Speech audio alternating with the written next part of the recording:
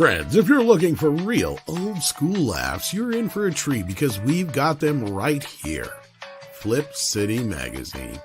Remember Mad Magazine? Then it went woke? Well, don't worry. Flip City has no chance of going woke. That's right. 4 times a year, you'll get an actual printed magazine full of jokes, stories, comics, and more, all about today's pop culture, entertainment, and woke politics. Flip City takes terrible entertainment trends we love to hate with hilarious parodies of Lord of the Rings, Stranger Things, The Walking Dead, Star Trek, Hunters, and more. Trust me when I say there is nothing else like Flip City on the market. So subscribe today. It will be delivered in print, or you can even get it digitally if you're one of those wacky Zoomers. Either way, follow our link and sign up today, and if you put in midnight, you get an extra 10% off. Check out Flip City Magazine today.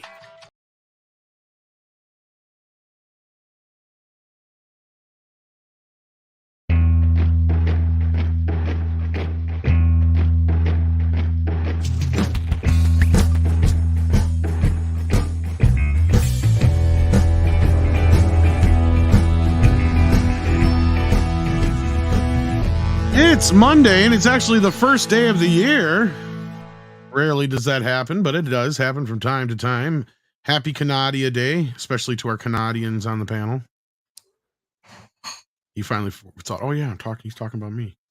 My expectation is that you're always talking about me. Well, we are, especially behind your back. Well, that's okay. I can feel it. I like your shirt today. That's awesome. Schoolhouse Rock. I like that. Cool.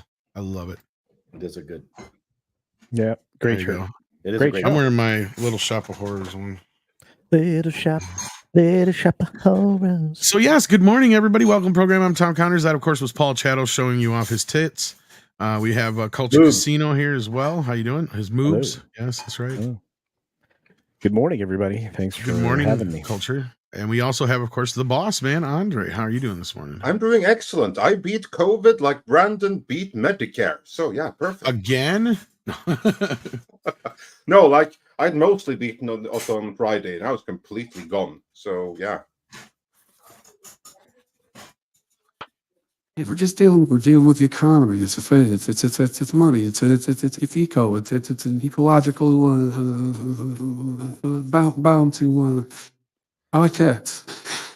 You know, by saying that, Andre, you're now going to get this gigantic warning by YouTube when you replay this video. Probably. Well, I'm used to it. So, good morning, everybody out there in YouTube land. Hopefully, you're doing well. And on the green machine over there, I see we do have some green machine notes. We're going to hold off on those for just a few minutes because they're a little political. So we'll get to those in just a bit. We do have Ruby Hoove in the house, gifting a membership right off the bat. Thank you for that, Ruby Hoove. It's a great way to start off the morning here. We also have Corbin Dallas, who's been here for 8 months. Sorry, I misread that. 8 months. Thank you for that. We got Samuel Main sending in a super sticker for $4. Let me see if I can see what that is. It is a pear with some coffee. I think we're all pretty well awake. I mean, Paul's already on his lunch today. I just finished my iced coffee. So, yeah. You know, it's funny. I saw a story about how Wisconsin was about to get its first Buc-ee's and then something got in the way. So I don't know if we're still going to get one or not, but it's ways away from me anyway. Well, you don't have Starbucks in Wisconsin? No, Starbucks we do. Buc-ee's. That cup that Paul just showed. Oh, okay. You do. Lots of they're a truck stop. Yeah, they're Southern chain. Yeah. Mm-hmm. Oh, okay. Fine.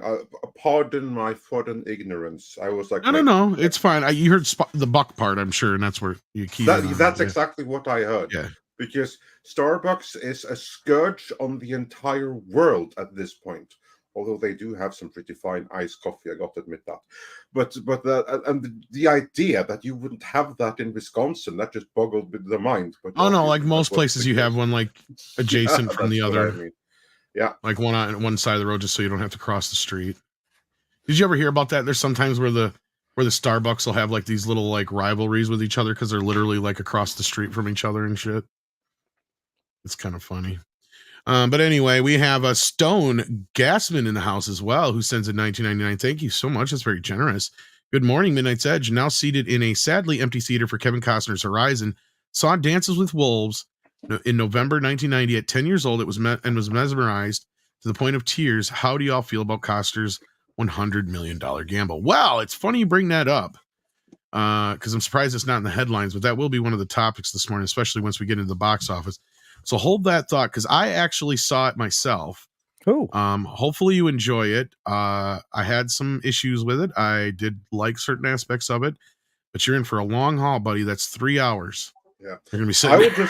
I would just say I haven't seen it because I haven't had the opportunity. It's not out in my location in the middle of the outer rim. But this kind of gamble, I mean, for Kevin Costner, that's a return to form. I mean, never mind Dances with Wolves, Waterworld, The Postman. I mean, this return to form, and I'm here for it. He is a gambler. He's one of the last. That's what I mean. And also, I will defend those movies. I think both The Postman and Waterworld is great, and I always did. And I look forward to seeing Horizon. This might be a bigger snafu than The Postman ever was, because he put a lot of his own money into it, but we'll see. We're going to definitely talk about that in a few minutes, a little bit more, but hopefully you enjoy it, Stone Gassman. We got Tennille, aka Dislikes Puns, who sends in $2 and says, germs flee from Vikings. Is that Germans or just germs? Well, I think germs, like the ones that begins with C and ends with Ovid, for instance. Yeah. But it's funny you should mention Germany, because Germany was where I got it. Because 1 week ago was when I was at the MEiTM concert. Goddamn German. Yeah, you got a point. Of course, yeah. You were there. God King sends in 14 South African Rand, says, think anyone noticed Prodigy Season 2 dropped today? Nope. Well, here's the thing. Star Trek Discovery is over. The finale is behind us, I think. Or is it... Well, anyway, no one cared. No one cared. It got no writing, no press, no nothing. I mean, it didn't even get a worthwhile post-mortem of how bad it was, because I'm 3 seasons behind. So why would anyone notice Season 2? It's a good point. Yeah. I don't know that I don't know that anybody watched it after Season 1. Did they? Nah, I don't know if anybody watched Season 1. Oh yeah, Season 1 and 2 people talked about it quite a bit. What, Prodigy?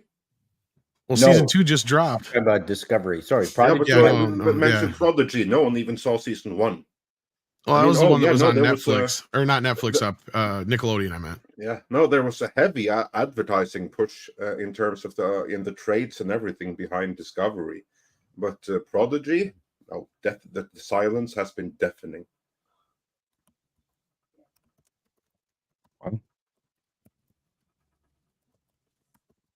Indeed. So yeah, no, nobody really cares. Cocho Dragoon, has been a member for 13 months. It says IO 2 might have prevented more layoffs at Pixar, or Inside Out 2, but I think this helps the theater more than Disney. Also, Disney Star Wars mad over Raging Rhino video. Oh yeah, they've been raging on. Really? Share, because I've been. Oh, you haven't been looking at my Twitter, then, have you?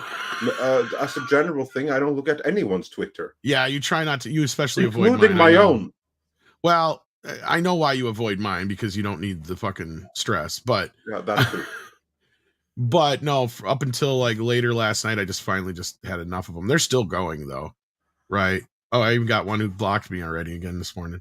What are Raging Rhino? Yeah, they were just going off bigot. And I'm like, how can you guys say that when our video is more diverse than theirs? Yep. It's like everything they kept trying to throw at us was just, nonsensical. Then you had other idiots out there trying to claim that it's the commie playbook. It's all they have. The only weapon they can use is that you're a bigot, even though the evidence of people's eyes should refute that right away. I mean, that's the first thing those people learn, is to ignore the evidence of their lies, so that their lying eyes, so that they can just follow the playbook blindly. My favorite one was this guy who kept sharing this graphic, and I fixed his graphic because he was trying to use this as he kept trying to say 47% of the people, of all people, love Disney Star Wars. I'm like, where are you getting that magic number from? So because he had the 31% circled compared to what he was considering the 22% and 25% that said no difference. I'm like, indifference is not meaning better. And I said, okay, then by your rules, then I get to add that 22% to the people who think it's worse. Yeah. You don't like those rules. No. I also question because as you see here, every single demographic overall, especially by two large, the overall one and the swath here, right? Definitely are not on board with new Star Wars. So this is the 40 to 64 demographic and the 65 plus demographic. The only demographic, and mind you, this is a survey of only 1,000 people. So this is another thing he's trying. And which 1,000 people are those? 1,000 is a legitimate survey number. You think that's provided it's the 1,000 are Paul, let me tell you something. Representatives. In about 20 minutes, we'll probably have that many people watching this, and we could put a poll out there. And I can tell you the exact results we'll have. Yeah. Oh, no, I know that. So no, 1,000 anymore, especially online like this, is sample. not representative. No, if it's online, no, it has to be properly done with a broad base. Exactly, that's the point. Which 1,000 are those? Yes, because, for instance, we can also do a poll of the 1,000 plus that we'll be watching here eventually.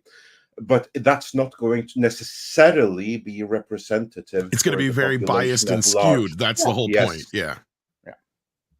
I mean, the left are losing it all over the planet right now.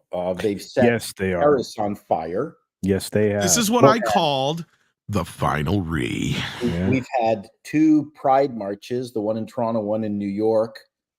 Queers for Palestine have been interrupted by even queerer Pride for Palestine marchers who have stopped. You're not queer enough. You're not queer enough. No, and in Toronto, the super Queers for Palestine now they have a super made a demand of the Queers for Palestine marchers, and they backed off and ended the parade. So God, it is the weirdest time. And there's a video of a bunch of fetishists just walking between them, like guys. I saw that shit. Are you talking about the one with the cops where they were talking to the cops and the cops like, yeah, we can't do anything about it. No, we're not going to. No, what are they going to do? They are completely outnumbered. The cops aren't stupid.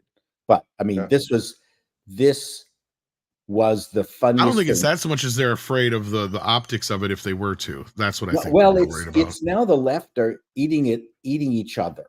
This is last year, I think we had peak pride with the addition of trans activists, and then this year with the inclusion of the pro-terrorist marchers, it has gotten insane. Like, you know what it reminds me of? Maddest time. The opening of Life of Brian, where you have the People's Front of Judea who are in conflict with the Judeans People Liberation Army, and all of these groups that essentially all want the same, with slight disagreements, and no one gets anything done because of that.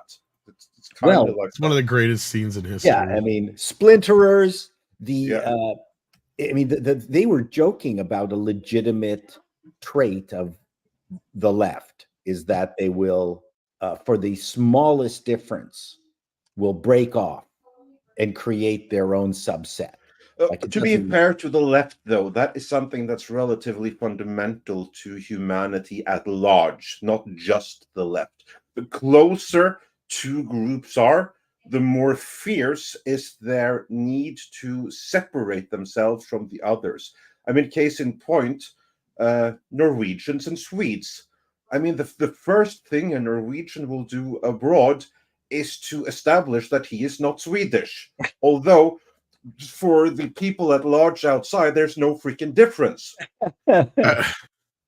I mean, You that's know? also why you have like all this infighting on the right. It's like the same thing there. I mean, just look at, you have Ben Shapiro versus everyone, right? Sure. Just look at this little online community and all the freaking conflicts. I mean, tell you what, it's hopeless to try to decipher who can be on the same panel as who these days anymore. So the more similar someone is in general, the more conflicts it's going to be between them, because even though you are in agreement on the most central issues, those tiny little things of disagreement become like all the more dominant. So that's not just the left. No, That's I human nature. agree. Although the right have it, I think, a slightly broader scale. I mean, on the left, you could be a Stalinist versus a Trotskyist. I think what you're trying to say now is like the lesser of two evils at this point is probably, and that's kind of where I've gotten to. It is, and it's especially after the debate last week and everything. I've gotten to this point where I'm just like, yeah, no, and I agree with Andre though. It is crazy out there, absolutely. But I mean, it's not like the right can't be just as guilty as the left of doing. No, I'm not saying they can't. I'm not saying that. Oh no, and I'm just supporting that idea, obviously, because I mean, even another example, I'm surprised. I wanted to talk to you about it at some point. Maybe we'll get some chance today. I don't know if you saw that. I asked you about it, but I don't know if you got a chance to find it anywhere else. That X series where it's clearly a ripoff of All in the Family, and it's like it's not even a satire. Yeah, like I'm like, somebody gonna sue somebody. I mean, if you want to have a great joke on just how humans are so stupid about the smallest of differences, there's an Emo Phillips routine. If you look it up on YouTube, where I love him. He's funny. Different religious. Oh, your Baptist Congress. Oh, your South Baptist Congress. 52 something or other. And it just gets smaller and broken down into the tiniest fraction of differences. It's a brilliant routine. And I had the pleasure of seeing Emo Phillips live last year. Oh, how was he? I had no idea who he was. I had never ever heard of him. It's the funniest stand-up routine I had ever been to, bar none. It was unbelievable. He was warming up for Weird Al Yankovic. He's very smart. He's very intellectual. His jokes are super. I've gone out with him twice for lunch. I think I mentioned when I was at Just. Yeah, you did mention that. Yeah, and he's just a super sweet guy. He is as sweet on stage as in real life as he is on stage. Very, very funny guy, and he doesn't swear. It's a clean act. Yeah. He doesn't have to, because you'll do it in your mind. Yes. My girlfriend was beautiful from the top of her head to the tag on her toe. Yeah, exactly. But let's just move on here, because we have a box office. We do have some box office news and some other things to get through. Dr. Long Dongler sends us in £1.99 with a thumbs up to remind you to hit that thumbs up if you haven't already. Six is in the house. Hey, Six, send us in a little black kitty. Thank you so much for that. We appreciate it, and we like kitties. Connor Dorian, aka Charlie Manx, is here and says, did you see the new trailer for Trap just released today? No, I have not. I did see the new Cobra Kai trailer, but not Trap. I've seen a bunch of trailers. Some are just not interesting. Then Tennille says, we should do this month's live stream on my birthday. Not that I'm biased. Why would you think that? Well, when is your birthday? That's the next piece of information we need for that. Yeah. And then Doug 1985 says, surprised to see no articles about the good box office for Quiet Place prequel with a leading black female. I also LOL at this movie making more than that new Exorcist movie in the opening. I was kind of surprised by how good this movie had done. And in fact, we'll jump to the box office here right after we do Tennille's $2 super cider says, stupid sheet knows no borders. Exactly. Yeah. This is very true. And on that note, it is time for Culture's favorite segment and yours. Time for the box office. All right. So, Culture, what do you got for us here? Well, it was an interesting weekend, a record-setting weekend in a way, because Inside Out 2 crossed the $1 billion threshold with a $57 million performance here domestically. Now, once again, when we look at these numbers, I think the thing that stands out the most is that the U.S. market is still about 50% of the overall global. But at 1 billion, 14 million, this thing is trending a little bit ahead of Barbie. So looking at these numbers, it's kind of outperforming even their expectations when you look at the trend line above the code of happiness, the cone of joy, and it's doing really well, right? It's well beyond what their expectations would be in normal, the normal math of it all. But it got there rather quickly. It is obviously the number one domestic film at the box office this year with 469 million. So that puts to bed anything else that was close. And the all-time animated domestic box office, it's number 5 already. Wow. So there's a decent chance that because of inflation and ticket price increases, this film will set a new record for animated film distribution. But it's got some competition coming here this holiday weekend in the extended long 4th of July weekend. Despicable Me 4 is going to enter the conversation, and perhaps that'll kill off the legs that Inside Out 2 seems to be enjoying. A Quiet Place Day 1, the prequel, 53 million. Not a bad opening in 3,700 theaters. 53 million total gross to date because it was its opening weekend. Globally, this film is doing well. It was second place right now, with the global third place being a Indian sci-fi film, which we'll get to in a moment. But globally, just under $100 million in an opening weekend. And with these films, I think that, excuse me, little cough there. I think that that makes this potential profit here for this studio, Paramount, which desperately needs something like that. So, and then finally, in third place here in the U.S. is this movie that Tom saw, Horizon, an American Saga, Chapter 1 of a multi-chapter film thing. Because I think next month you get Chapter 2. Only $11 million. To call this a flop would be kind. This is a complete collapse, underperformance, and something that's, well, a lot of people looking at the database right now, apparently. Oh, no. That's going to take our whole segment away. All I can say about The Quiet Place is that I think Emily Blunt's John Krasinski meal ticket will remain. Oh, yeah. I mean, he owns the rights to that property. Yeah. Yeah, I mean, they can pat themselves on the back. This is a big ass win, and Paramount kind of needed this more than anybody right now. Yeah. Also, I think it's impressive that they basically have released a full trilogy in reverse chronological order. True. Well, with its opening weekend of 53 million, I feel like, profitability is right around the corner. Oh yeah, I doubt it even cost them that much to make. And the fact that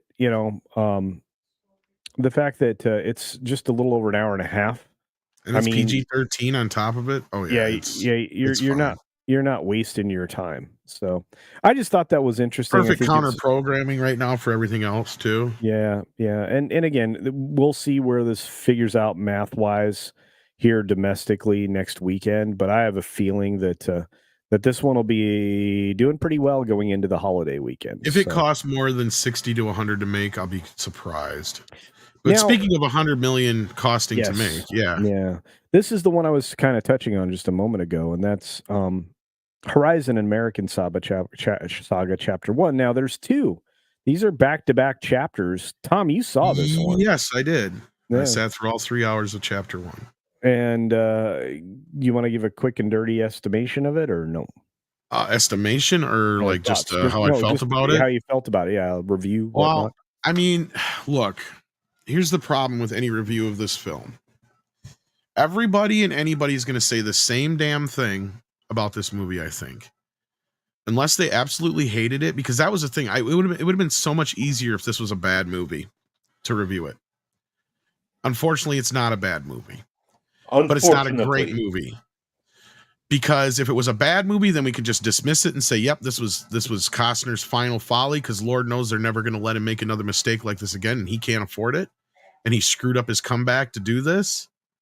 But it was decent. It was good. The problem is it's overindulgent. It's a little hard to follow at first for a bit. The character development is garbage for most of the characters, and then some character development is overdone. And it may be setting up things for the future. I get that. So I'm not trying to, that's why I'm trying not to judge it too much yet. But that being said, this is what everybody's been saying about it, and this is the honest to God truth. It should have been a fucking streaming series. I don't know what the hell Kevin was thinking.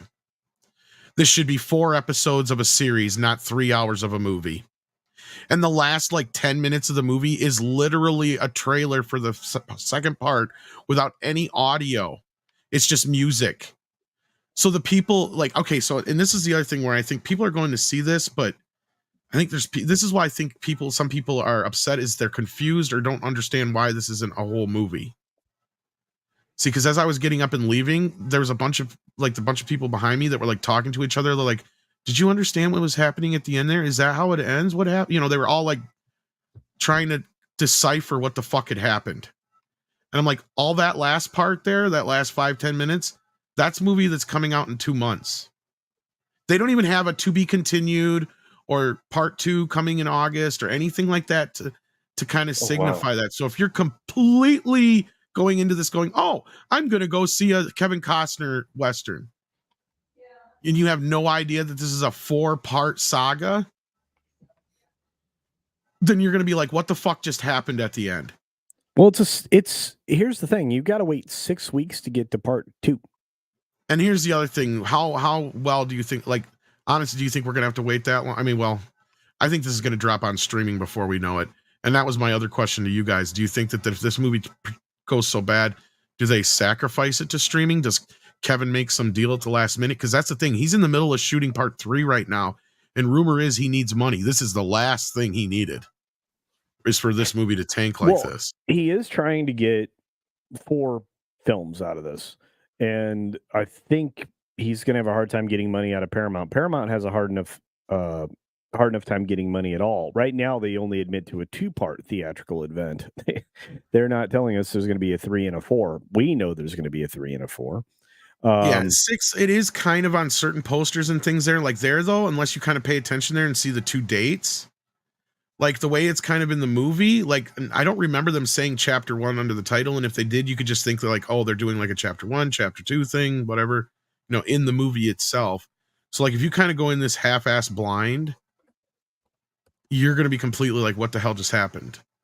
Because it jumps through a bunch of stuff from the second film that kind of gives away a lot of stuff. And you're like, so are they telling us what's happening in the future? And this is how they're wrapping up the movie, or what's going on here? Because that's the other problem with the movie.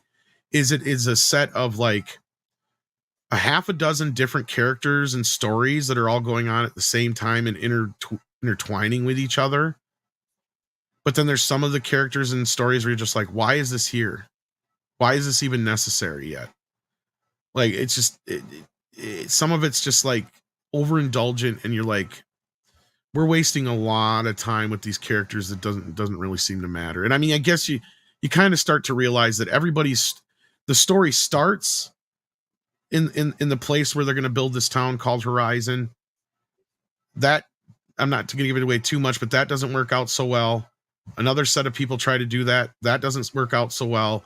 So the remaining people from there start off on their story, while you also have other people heading to the same direction, basically, or their story leads them to end up going there eventually. So the way this movie's leaves off is everybody's heading off to the Civil War, but all of our other main characters that we're following in some way are all going to converge in this town called Horizon, which doesn't even technically exist. So it's kind of it reminded me a lot of a prequel to Deadwood or something like that, is what it felt like. Or I'm sitting here going, why didn't Kevin just make a deal with Taylor and make this a Yellowstone show? Because he doesn't like Taylor anymore. That's what because it's very much in the same vein of Yellowstone. It could have totally fit in one of their prequel series. It is very much a Kevin Costner film. It is. Yeah, you and Kevin. Okay, and here's another thing, guys. Kevin doesn't show up for an hour into the movie. Really? Yeah. Well,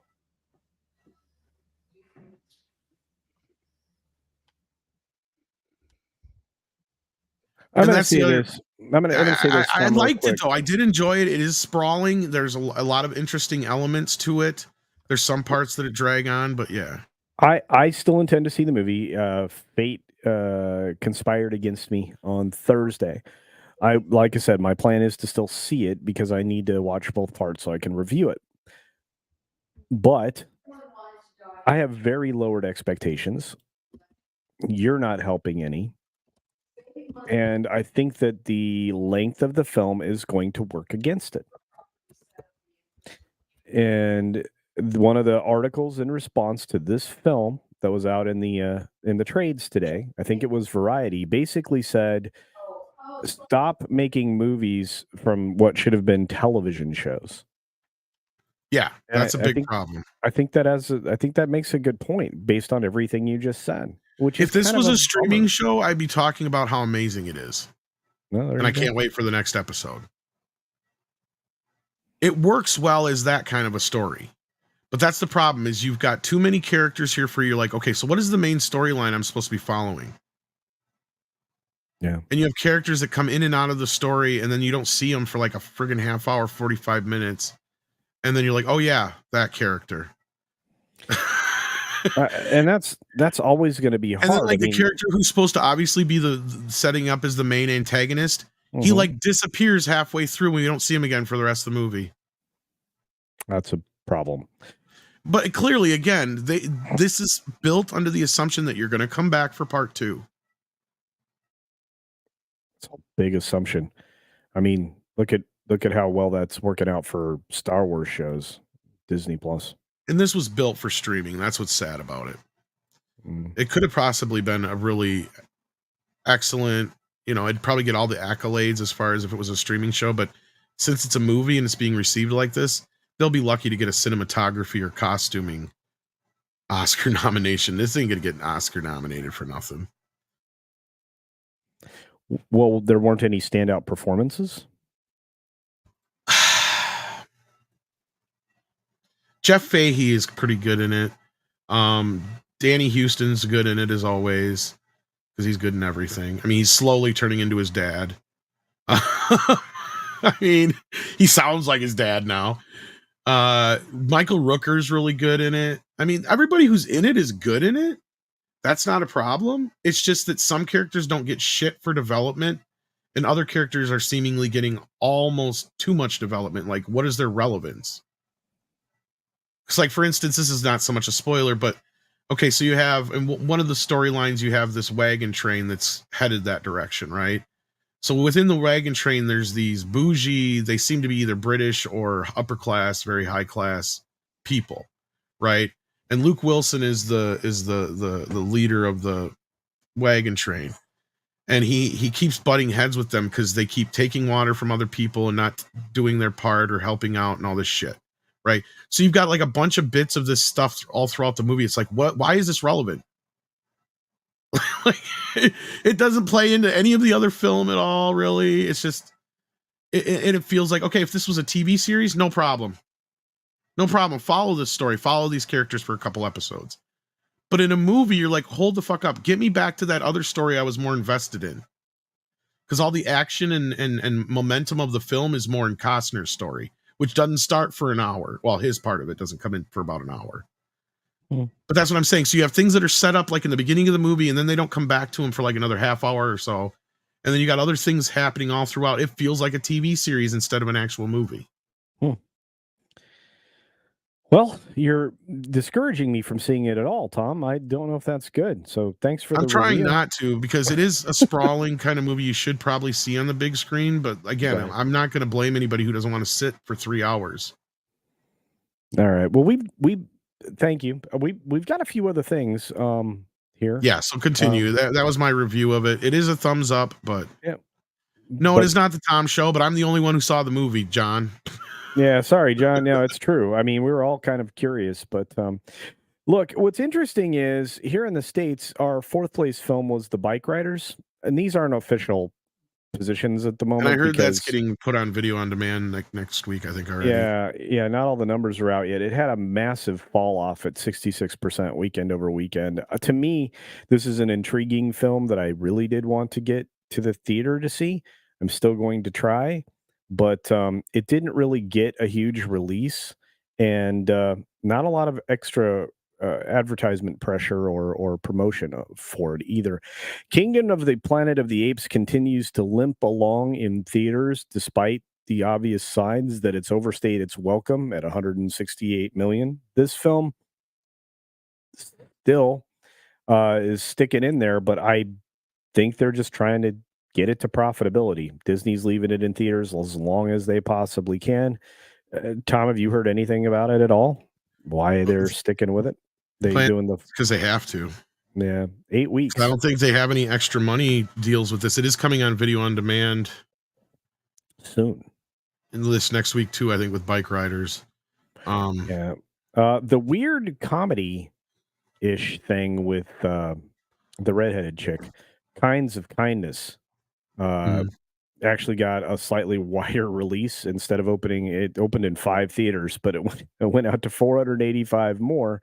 So it's up to a $2 million earnings so far in its second weekend with a 1.5 million showing up there this time around. Maybe they should have released it wider to begin with. I don't know. I mean, the only other big winner I saw this week besides Disney, obviously, was Sony, because they had 2 movies now with Bad Boys and Garfield, and Garfield has now made, I think, 3 times its budget, and so has, and then some, and Bad Boys just crossed 3 times its budget. So they have 2 movies now that have been profitable, and they're going to make more money on them because they're movies that they got streaming deals and such for. So if anybody's the bigger winner this week, it's probably Sony, because I've seen the figures on Inside Out. They're saying at best at this point, Disney's about roughly 200 million in the profit. It's still better than none in the profit, which no, but that's not a lot when you think about it at the end of the day. True, compared to their losses. Regardless, there isn't a lot else here. There was a film that opened up this weekend globally that did rather well in 3rd place. It's an Indian cinema film, and I want to say it properly, so bear with me. I'm going to grab it. Shoot. What's it called? Come on, Culture. Sorry, it's an Indian cinema film, and my brain is. I know the one you're talking about, and I can't remember the name of it either. Yeah, but that thing apparently is in 3rd place in the global market. It doesn't show up at all in any of the numbers that we're looking at. It starts with K. It's like Kikir or something. Yeah, Kikir. It's and then it has a 4-digit number like the year after it. Yeah, Kalki. Thank you. Yes. You all just made all the Indians in the audience cry. I know. I feel bad, but it's a film that I'm interested in seeing. So hopefully that'll take away your tears. But it stars Macaulay Culkin. No, it really doesn't. But that was almost nearly funny. Yeah, at least you remembered the name. But it's doing very, very well. Finishing in 3rd place. Culkin is right up there. I can't wait to see these kinds of films do as well as they need to do. I don't know what else to say. I can't wait to see that film over there with the people and the thing. It's called the thing. Well, correct. I saw the trailer. It looked wild. Very RRR-ish. Yeah, and that's kind of the audience that it's targeting. I guess it opened up on 900 screens and did about 5.5 million in with Wednesday and Thursday opening. I don't have more numbers than that, so I can't really say at the moment because they don't appear anywhere on the silly screen here. So I'm at a loss.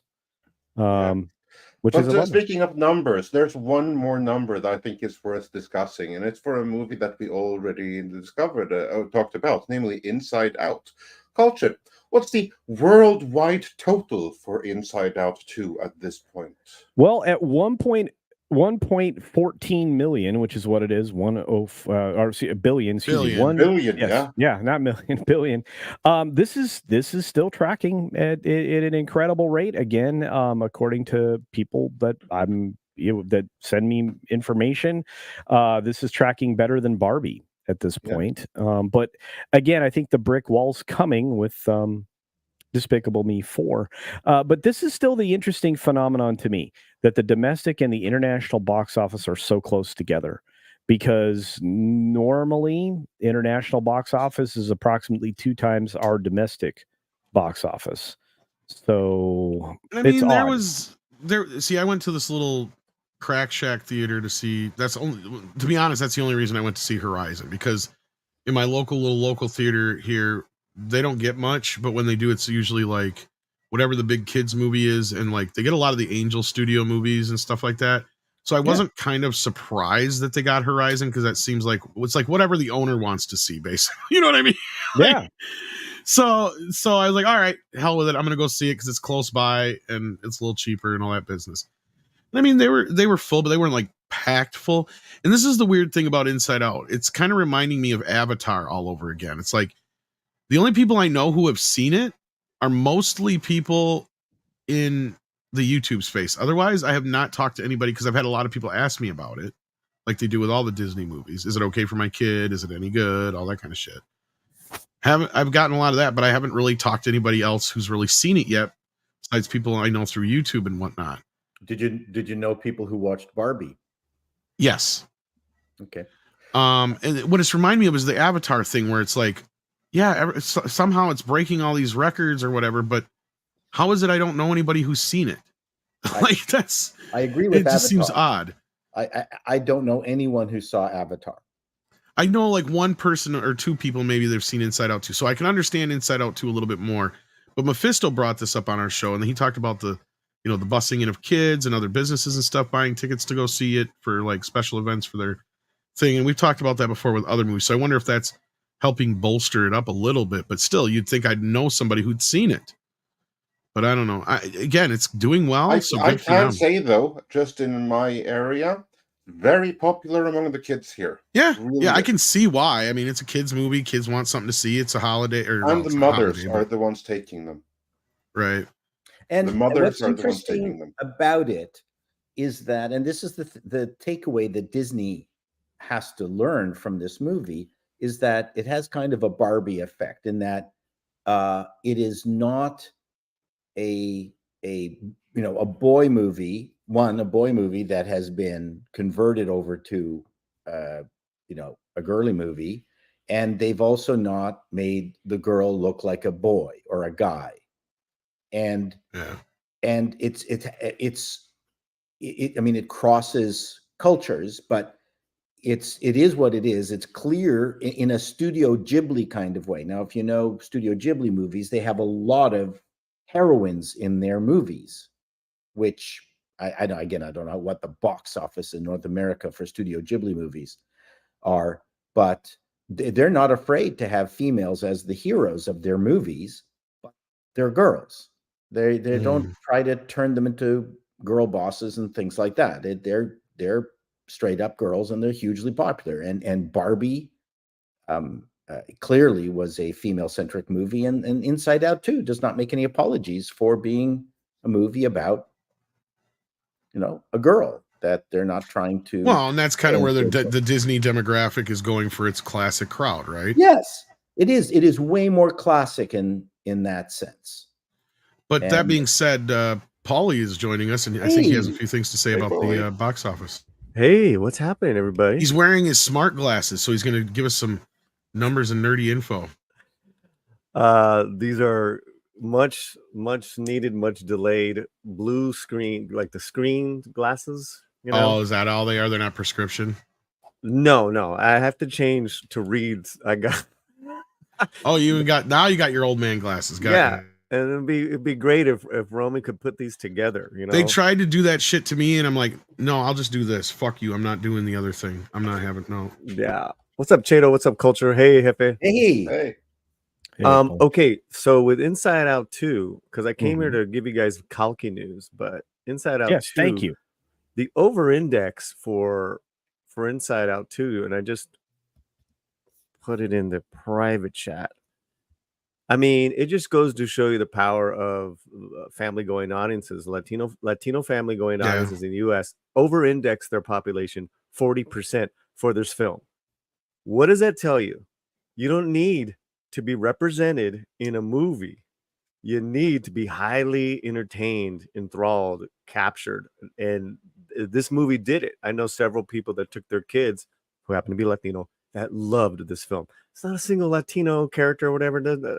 It don't matter. They stuck the landing on this one. And whether it's Godzilla with King Kong this year, a couple other big hits, when the U.S. Latino movie-going audience over-index, it's a hit. Agreed completely. I think I'm very glad you brought that up, because those who have seen our recent videos will remember that clip that I played from Grace Randolph. Not to have a go at Grace Randolph, but because she is speaking for the Hollywood establishment. And she was speaking on their behalf, because she said pretty much the same thing, that if the movie clicks with the Latino audience, it's going to overperform. But every time Hollywood tries to give something back to the Latino audience, in other words, when they're trying to exploit them for financial gain by including them so that they will feel seen and stuff like that, Latinos don't go. How do we solve this mystery? She said on the industry's behalf, as if the Latinos are from another planet or something. When you just make good movies. Yeah. You know, and on the other side of that, because you've seen everyone kind of light up in the chat, which I love. The other side of that is when Hollywood does its Latinx garbage, they're terrible films and the shows get canceled. Yep. Right? You mean when they work with all of these Latinx institutions like Disney does? I don't know, man. I think their bread and butter. They're not stupid. They know the power of movie-going families with their dollars. You know, I think that when there is a group or a contingency out there within the Hollywood bubble that's trying to push one thing, they're going to push it. They're going to be like the Biden family, push until November, right? By golly, we have this Latinx show and we're not going to cancel it. No one's watching it, Chato. Nobody's watching it, but we're going to keep pushing it on everybody because it's Latinx. It's the lowest rated show. Which one? Lopez versus Lopez. Absolutely garbage comedy. Get it out of here. You know, it's not funny. It's not funny. And they've thrown every Latinx thing you can do in there, and it's just not funny. What's great is that all that X stuff is being canceled, and the only ones that are upholding it are people within, giving each other awards. I'm sick and tired of it, of these panels, of all this garbage, of all and some of these guys are friends of mine. I really don't give a shit anymore. Sorry for the language, Hefe. No, it's fine. Yeah, it's all good. But the sentiment. I do have Kalki news, Culture. I don't know if you had that. Well, Six sent me this in the background. They I have this thing here where they've got like a bunch of records. I don't know exactly what you're referring to, but okay. So can you pull up the top 10 that you had before? Yeah, that would be really great. So I got you. If you guys in the audience in the chat can see this, right? Go to the how many screens? Yes, the screens. Look at all those lovely screens. Yeah. Right? 4,000, 3,700, 3,300, 2,600. Oh, you don't have the latest one? We'll try again. This is the latest one, but they still don't have Kalki's numbers in there for some reason. They don't have all the numbers in here. Okay, no worries. Okay. Here's the thing, guys. Try the numbers and see what Horizon. That looks made 11 million, but it was in 3,300 theaters. That's not a great average, right? Nope. Like it's a lot of theaters just to eke out 1,100 million. Plus, it costs 100 million to make. I saw it last night. I love westerns. I had a good time. Silly, kind of like rushed ending. Kalki, this bonkers cinematic sci-fi, just Fifth Element kind of goofy. Let's throw it all together from India. It's in 1,049 theaters in the States. And that's considered big for India. You got to understand, they don't get a lot of theaters across the states in the US. So I am waiting for its average, but what I was able to grab was that it made 5.5 for the 3 days. Yep. At 1,000 on only 1,049 theaters. And that got it number 5. Right? Bad Boys is number 4 at 3,300 theaters. Its 5-day total is around 11.8 million. It broke all the records for any Indian film in the States. The last big one, I believe, was Jawan with Shah Rukh Khan. So yeah. And so what I said in my video that I put out yesterday, here's what I'm curious about, Tom. What theaters go away? Bad Boys and Horizon, are they going to lose? And will Kalki gain anything? Because it is running independently. It's probably why they don't have those numbers yet, right? Because these numbers are reported by their individual studios. So the bigger the movie is, the quicker the numbers. So that's what I'm curious about, is the staying power. Can Kalki stay in the top 10? Or is it going to lose a lot of theaters? Or will it gain theaters? So Bad Boys should be in number 4. My record, I'll just copy and paste this. Now I would. Well, where are you getting your numbers from? Culture can probably just go there, but yeah. I would imagine that Kalki is being supported by the South Asian community. We know that the Latino community will go see anything. They're just big supporters of good movies.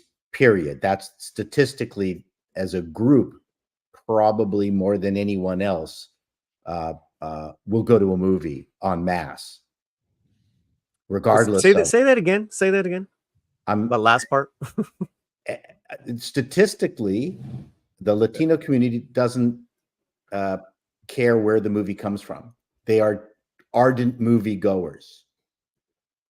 So basically, if the movie is good, families, no matter where it's from, if it's a great movie, they will go.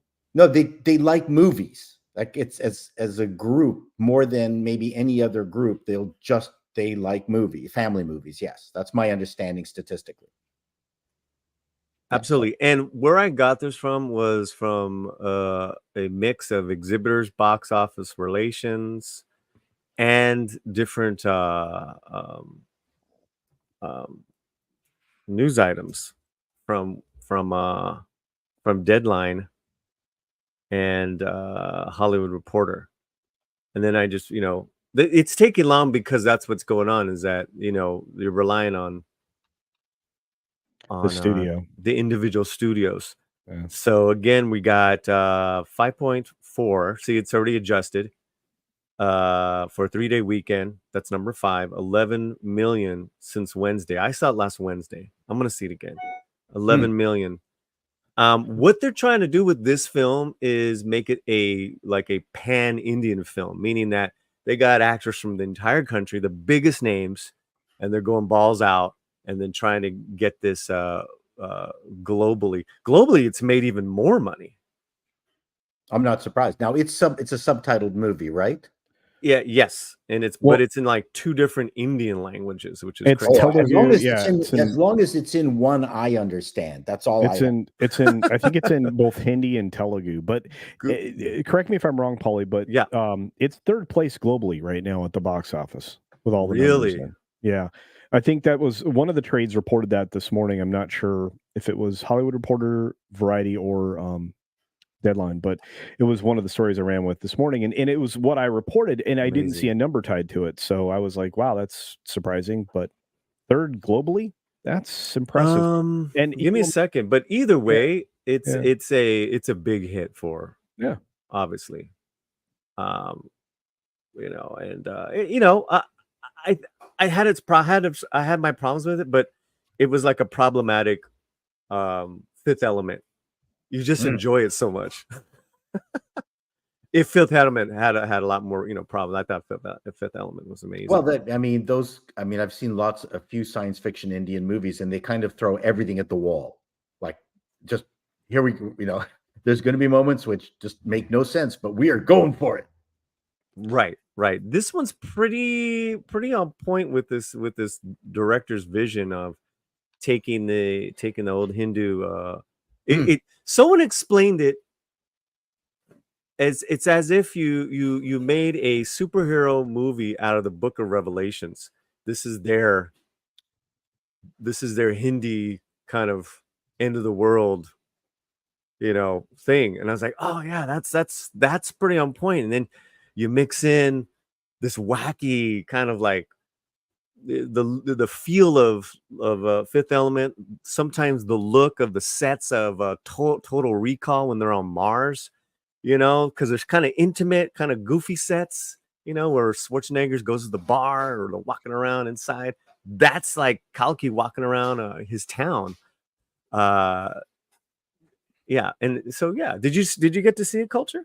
No, I haven't. It's one of the things I'm trying to see this week because you know me, I love Indian cinema. So it's like there's only a handful of films that I'm going to definitely see in theaters, and almost all of them are Indian films. And we've got a whole new slate of them coming. We have a bunch of them, and in the new the new KGF is going to be out. The follow-up film, which I didn't think they could make a follow-up to. So, and I'll just say this thing about Kill. Yeah. Kill is the first film, and a friend of ours is actually grabbed the rights to the distribution. She is in Lionsgate. It's the first film released by a major American studio here in the States. Everything, even KGF, even RRR, all those movies, they've all been, even Kalki, it's all been Indian productions, grabbing theaters here and there, kind of like putting it together for a release in the States. That's why some of the films that I really like that are smaller, I've had to travel 40 miles just to go watch because they have such bad distribution in the States. Kill, which is a John Wick on a train, looks insane, guys. That is Lionsgate. That out the gate, it's gonna be in every city, and so I encourage you guys to check that one out. All right. Well, thank you for that update on Kalki and all that business, Paulie. And we're gonna get into some super chats now. And okay, I'm gonna head on out. Much love, everybody. We should. Thanks for joining. Thanks for sharing. We should watch Bye Bye Brazil, Paulie, and then talk about that. Paulie, before you go, any thoughts on Inside Out 2 now actually crossing 1 billion, being the first movie this year to do so? I mean, I didn't see it. All I'm going off of it is Rosa Parra's review. Rosa reviews. She's a film critic on our LatinoSlant.com, and you know, I tend to go with it with a lot with what she reviews. She took her kids. She's got 4 kids. It was a blast. They loved it. So, you know, that's the audience. That's the target audience, and it makes sense. You know, so yeah, that's really all I can give you. One last question: are you going to go see Pushpa 2 when it releases beginning of December? Pushpa? Yeah, of course. Yeah. You know, I'm going to see all those, man. Yeah. And then for all the OG Western fans, Horizon's awesome. I just have to temper people's expectations a little bit. Yeah, but you know, you're right. You're right. I was surprised how well paced it was until like the last half hour. Yeah, it just would have been better as a streaming series, and everybody has said that. Yeah, I think Alan said the same thing last night, Alan Ing, and you know, it's just that's the problem I have with it. It's like, and that's what I said. I'd be like, this would be one of the most amazing streaming series right now if it wasn't a movie. That's its biggest yeah, problem. but there's just, I mean, yeah, I don't know, man. A lot of the ancillary stuff I would have no issues with if it was in a show. Here's But my in this thing, movie, though. I'm like, why are we following these other characters that have no real relevance to the story? Like, It's very cinematic, though. It's gorgeous on the big screen, dude. And you know, Costner's OG, so it's like, you know, you got to, you know, and it's good. Yeah, no, it's good to have westerns in the theater. There was only a few minor things as far as the movie itself. Like, that's just it. It's like the movie is not the problem so much as just the way they're presenting it, putting it in theaters instead of it just being a streaming series. Or this should have been a cut down version, then you release the director's cut later on, like he did with Dances with Wolves. Yeah, I mean, listen, I was intrigued. I mean, the fact that he didn't even show for the first hour, I like that. You know, I was like, wow, these are some great characters. You know, like I want the second one. So I came away with a really way better than that Killer of the Flower Moon. Yeah, that I'll definitely agree with. I think this one's meant for you, maybe not. But Tennille sends in a $2 super chat to say, "Half-ass blind, is that like not wearing glasses?" Is that pretty much? Yeah. Did you say that, or did I? One of us said it, but yeah, it was what you were thinking. I'm farsighted, so you know, yeah, and it's gotten worse because of all the YouTubing. And then Tennille also says last super chat was for Paulie. I thought so, but I got you, brother, and thank you again, Tennille, for all the support. It's because of YouTubing only fans. Yeah. And we're actually losing both of our Pauls, evidently. Yeah. I guess the other Paul has to leave us early today. Oh. Well, yeah. So whoever wants to go first. Blame Canada. Yeah, blame Canada. Well, actually, Paulie, you can go ahead and take off. I got to double check here if Paul has any super chats. Okay, guys. God bless. Hi, have a great Monday. Chat. Subscribe to everybody here. We should review Bye Bye Brazil together, Paulie. Yeah. Well, you know, it was really fun. We did a movie. This is for Paulie. This was the one he meant. Okay. Right here. All right, here we go. You want to read it, Paulie? Yeah. Tennille89, aka Dislikes Puns, member of the channel. Thank you so much for $5. How silly of me. I didn't realize that Latinos were a collective. My Colombian friends will be happy to know that they are the same as Argentina now. Yeah, we're you know, you got to be very specific because people get very, you know, tribal. Okay, we're talking about U.S. Latinos in Hollywood using the Latinx, successful shows, getting squashed, getting canceled. Yay! Yeah, man. I understand. I don't think that the Argentinians will be any more happy to be grouped in with the Colombians. But but what we're saying is the U.S. Latino movie-going audience, when it over indexes, your movie's a hit. Mm-hmm. You know, that goes to the Caucasians, the African American. Yeah. You know, it's a great thing. Well, I think the bigger point is they're not worried about representation. No, and that's the thing I hope you guys can discern, because it's like, you know, it's interesting to wonk out on this stuff, on these numbers, because, you know, people are like, well, because I've already seen the, you know, kind of the lefty writers, oh, well, Inside Out 2, you know, over index 40% Latino. There's not a single Latino character in it. I'm like, yeah, isn't that great? That's the whole point. And because we want people to just love excellence. Yep. And families, Latino movie going families, go every week. They go back and back and back. All right, I said enough. No, that's cool. And thank you, Paulie, for popping in here and giving us your insight. And then see you again. Good to see you guys. And before Paul leaves, we actually have some spicy Rumble rants for Paul. Oh boy. Oh boy. I think these were meant for Paul. Because wasn't he mentioned in one of them? Let me double check here. If not, I'm not going to worry about it. Yeah, if you're not afraid. No, I don't see Paul's name, so I think we're okay on that. Yeah, so we'll hold off on those for a little bit longer, because I think we're going to have to jump over to Rumble for those. Yeah, please go to my channel and watch my latest video. Yeah. Where I recommend that we ban women from making Star Wars. I think you make great points. You're trying to make friends, aren't you, Paul? Yeah. I think you make great points. I haven't heard anybody speak that plainly in real time in a long time. Well done. It's I mean, it's hyperbolic and there's comedy in there, but I'm very proud of the video. I can defend it. I'm not going to shy away from that video. So please go check that out. YouTube, I think, is doing a little bit of suppressing on it, but Oh, they always are. I think they're suppressing the Acolyte in general right now.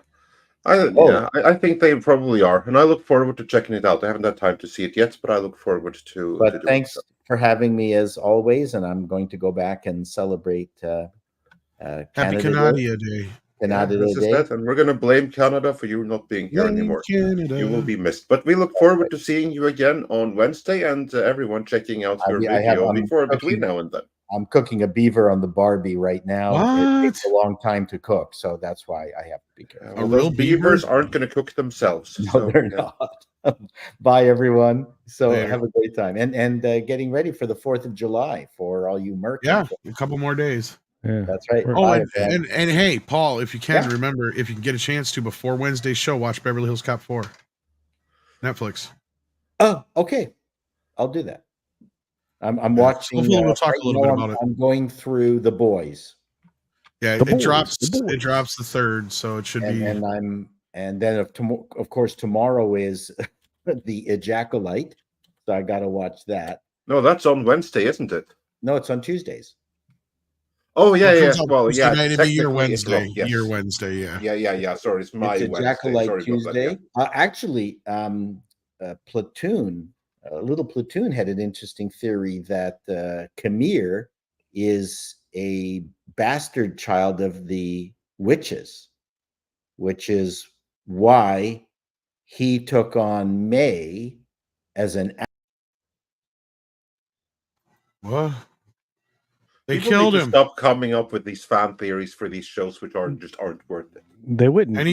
What happened? They to Paul? got him. What the hell? Well, evidently he must have been right because he was. What the hell happened?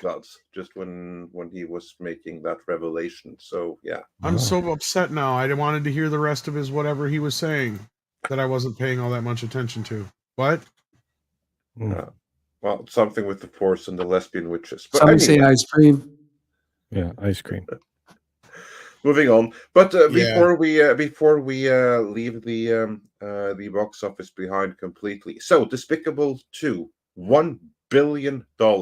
Yeah, surely Bob Iger has to be happy with that because he's been under a lot of pressure lately, as we have heard. And now, finally, $1 billion movie. How do you think this is going to be spun? And that is exactly what John the Beard is saying as well for 5 Swiss francs. Inside Out is about the studio redeeming. It's about leverage. See in between the lines. Yeah, that's kind of what I'm seeing here as well. And now, of course, I would like to stress that because of price hikes and inflation, this movie now doing 1 billion is probably much the same as any other movie doing 850 million 3 years ago. Well, let's also be clear. Even with this massive amount of success, John, Disney's stock price has fallen like a rock again this morning. It's down, another $1.16 to 98.13 at this moment. So I think the downward pressure still exists. I think you can have a positive $200 million in the bank, according to Tom. I'm not sure about that, but I know that it's not going to overcome all the losses from the last 5 years, and I know that it's certainly not going to change people's perspective of the company when they have failures in their theme parks on day 4, and other things that are going on in the background. Not to mention the fact that if only 3% of your subscribers are watching Disney Plus for this Acolyte show, you're not doing very well. It's just a thought. Yeah, no, it seems like that they have pretty deep problems and really need every single PR win they possibly can get. Yeah. And that's what this is to me, a PR win that I'm sure Disney and the Bob Iger regime is going to spin for everything it's worth and everything they possibly can. Well, they'll take it. I mean, they. When was the last time they had a win, Andre? Do you remember?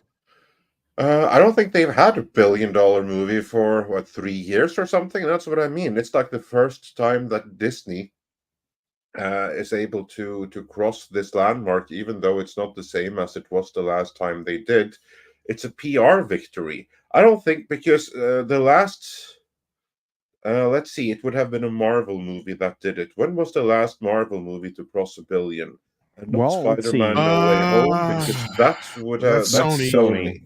Yeah. I did Thor or Doctor Strange make $1 billion? No, No, mom, they did no, not. mom didn't. No. And yeah, and the I don't Marvels. think we we've know had I think we have to Guardians go didn't back to either. 2000. No, so I think we have to go back to like 2019 for the last time they had $1 billion hit. Was it Unless someone in Endgame? Was their last big movie, or no? They I had to think have. that's the last big one. Yeah, Endgame. Is it really? I Wow. think so. Toy Story Feel 4 free to. otherwise? Avatar, of course. Oh, duh, Last- Avatar. yeah, But see, Avatar. Avatar's got a big old asterisk next to it too. Yeah. Yeah, but the Disney paid so much for it that it's theirs now. So Yeah, that ain't the point though. We're getting at. They had other ancillary outside deals that Disney didn't get so much off that. But no, that's fair. That's their last million. But it's like, can you count that?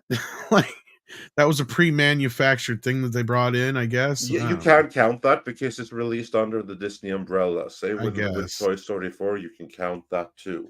Well, I would But- say Toy Story 4 and Endgame are the last true Disney things to actually do that. But yes, I guess you can count Avatar. Yes, you have to be able to count Avatar.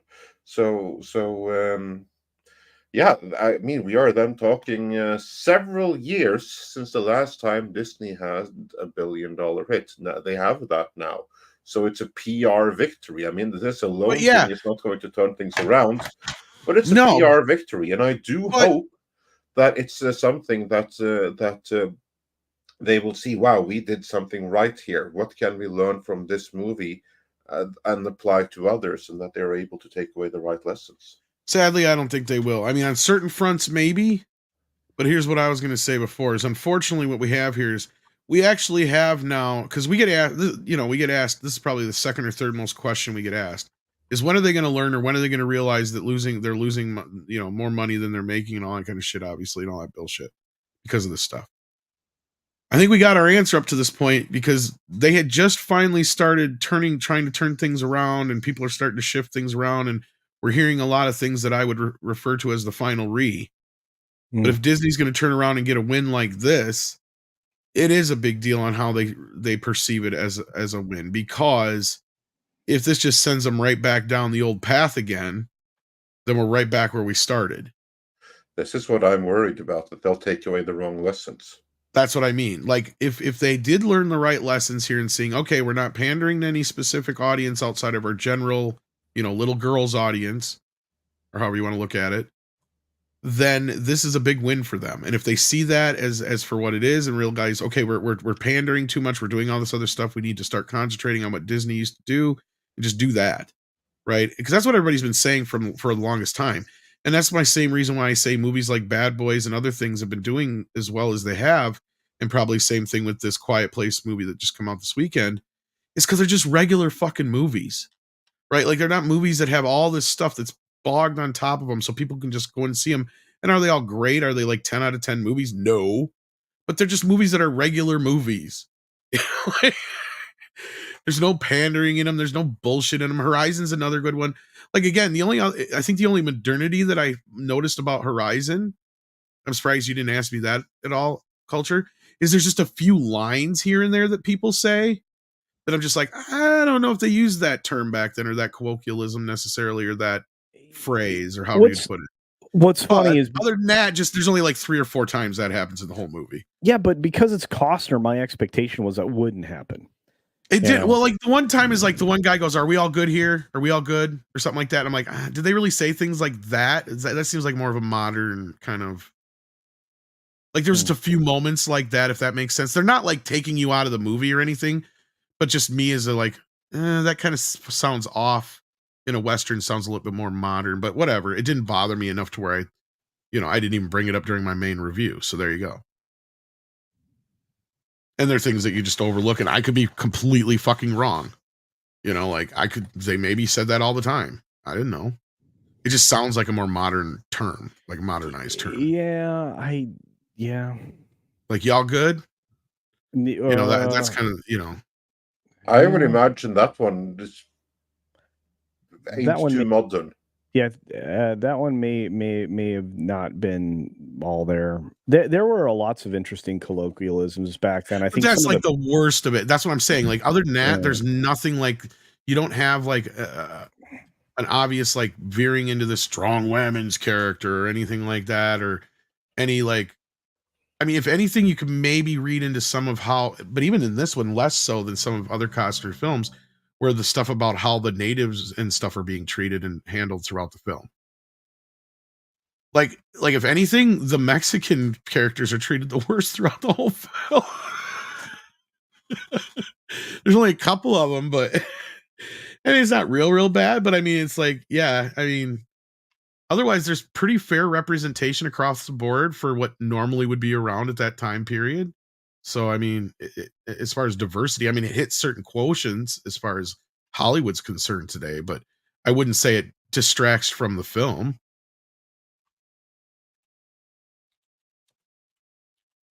Like, there's a whole bit about like the Chinese workers and stuff like that, right? And Indians and Mexicans helping, you know, tracking and all that kind of stuff. Like, there's little bits and pieces and things like that where the characters are part of the story, but it doesn't feel abnormal, or it doesn't feel inorganic to the story. Well, I mean, a lot of that would, I mean, there were times when you'd have different kinds of trackers and things like that. Exactly. So that's what I'm saying. So it works. And there's like a couple of black characters, but it's not like every scene has like a bunch of, you know, stuff for no good reason in it. You had massive workforces of Chinese that were building the railroads. I mean, there was a lot of thing going on. That's what I mean. They address that. Like, they have this, like, not to give too much away, they have this one scene where they're literally telling this whole group of Chinese men, you know, no more Chinese men. We have more than enough. We only want English speakers, you know, stuff like that. Fair enough. But that's what I mean. So it's like it's spattered throughout, but it's not like slapping you in the face with it constantly. You know what I mean? Like, even the native stories handled pretty balanced. But anyway, that being said, let's keep moving on here. We've got some other, no, I'm sorry. Anyway, Andre was talking about Bob, and I mean, that's the thing. Are they going to learn the lesson from this, that if we keep doing this, we're good? Or is it like, what is this? What do they see as this? That was my question mainly, was what is Inside Out 2 to them? Right? What kind of movie is it to them? That's the bigger question. Well, I think somebody said it earlier in the super chat, and I will agree. It saved Pixar. Yes, absolutely, it did. I mean, Pixar was in a lot of trouble. This, at the very least, bought them a new lease on life for the time being. It remains to be seen for how long, but certainly for the time being, this bailed them out. I'm just worried who is going to be able to capitalize off of this. I'm not too worried about Pete Docter. I'm worried about this other chick that I keep on forgetting. The one that Film Threat wrote about, who's basically come out and single-handedly butchered Pixar. Jen something. Yeah. She is probably going to try to spin this into her victory and use it to double down on messaging and all the kinds of stuff that she's all about. You know, the person that has done the precise opposite of what this movie does. She's probably going to try to spin it and make it her victory, and do a bigger takeover. Which is why I'm not really happy about this movie doing as good. Yeah, I'm good that the movie does well, and I'm glad that a movie that has all these kinds of good values does that well. Normally, that would be a great thing, but I'm not convinced that Disney is in a position where they can take away the right lessons from this. I think the many activists in Disney are going to try to use this for their own advantage, entrenching themselves deeper into the company. Maybe I'm being paranoid, but that would be my concern here. I wish I could say no. I wish I could say I was I wasn't feeling the same as you are. I mean, Jennifer Lee is not That was the one. Yeah. is not a good replacement for even Pete Docter. Pete Docter has many flaws, but they need to remain two separate entities because they're supposed to be two different storytelling mechanisms with two different animation styles. And we're getting back into the area where that's not necessarily the case, and that always seems to hurt. It always seems to hurt Disney when they don't keep those two things separate. It's still, I still think the whole problem is that they've allowed too much modern stuff in. They let too many Cal Arts artists in the door. They really have hamstrung themselves in terms of quality and letting go of somebody who's capable of keeping the storyline straight and Lasseter. I mean, we've been complaining about that forever. So, you know, I really would love to say that I'm not worried about that too, but I can't. I'm very worried that they'll have Jennifer Lee come in and take it over and combine the two entities, and then of course cut back on staff and everything else, which I also think would be a catastrophe because at that point you're eliminating your production capabilities and your storytelling is just compromised all over the place. But hey, that's just my opinion. I don't know. Maybe somebody disagrees with me. Yeah, no, I wish I did, but I don't. Yeah. All right, Well, let's move on with these super chats before we well, get yeah, there's into even a some new more about Inside superhero. Out and other stuff anyway. So Tennille says, Andre, his birthday's on the 24th. Well, you're in luck, Tennille. We will make sure that we stream on your birthday. Let's go check which day that is. Wednesday, the 24th. Oh, you are in luck. You are in luck. You are on a machine that actually has a calculator calendar on it. You know that, Andre, right? Yeah, I know. I checked right now. Yeah. Yeah, I checked earlier. Yeah. B. Marte sends in 10 and says, Costner's Horizon, not enough of Costner or villains. I can't believe 2 or 3 more of these unless go straight or max to other streaming service. Yeah, that's kind of where I'm at with this. Yeah. B. Marte also sends another 10 and says, I begin getting impatient when Luke Wilson's character shows up. Is this going to be the Love Actually in a Western? See, and this is the section of the movie where I felt like they could have gotten rid of most of the stuff. I get it. This wagon train is probably headed to the town. That's obvious, but we didn't need that much of their shit. It's not that important, or save it for the second film when it is more relevant. That I agree with you with, but overall I did like I liked some of the stuff that was there, but it's like, is this necessary in this film? John the Beard has become a member. Well, thank you for that, John the Beard. Dash Attack says, Quiet Place day 1 was very cool. Glad you liked it. I saw it in surround sound. Cool. I hope the franchise continues to deliver. The New York setting worked. Well, there you go. Fans of that should be very happy from what I've been hearing. Then B. Marte also. Oh, go ahead. I just want somebody to explain to me a silent cat and how you come about that. I don't know. Yeah, because cats, unless they can't meow, I mean, for some reason. No, they can choose to be quiet.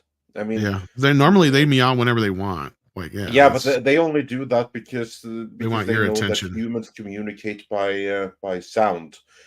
So if you don't talk too much, you're gonna have one quiet kitty. Well, that too. But also, I got the opposite. Like, my cat won't say shit unless he just wants something. That's it. Yeah, he's very quiet. Otherwise, he don't. Yeah, he don't say shit. Kitty's gonna kitty. Yep. B. Marte, that's what I mean.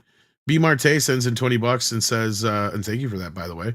Yellowstone doesn't need Costner like the other character story. I think season 5 Costner storyline was cliche. Tulsa King, though, needs Stallone. I agree with you, and I said this the other night, B. Marte. I'm like, it's not like, and this is what bothers me about this whole scenario, is that we're at this point where I think the audience was also ready to let Costner go because he's been shot, beaten, cancer, all the other shit that he's been dealing with this whole show at this point. We've been waiting for the last 3 seasons for him to get killed or die. So at this point, I wish he had just worked something out with those guys to kind of give him a final going out. But I heard some rumor, I don't know if it was true or not, that he actually gave him 5 hours to shoot whatever it was they were going to do. So maybe they did shoot something, but I don't think they did from what not from my understanding, but he's trying to shoot part 3 right now, and he needs to get money from what I've been hearing, and this is not going to help him.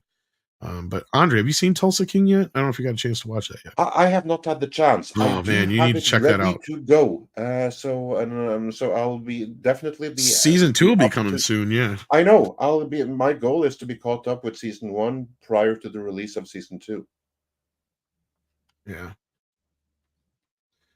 So yeah, check it out if you haven't. Yeah, you gotta.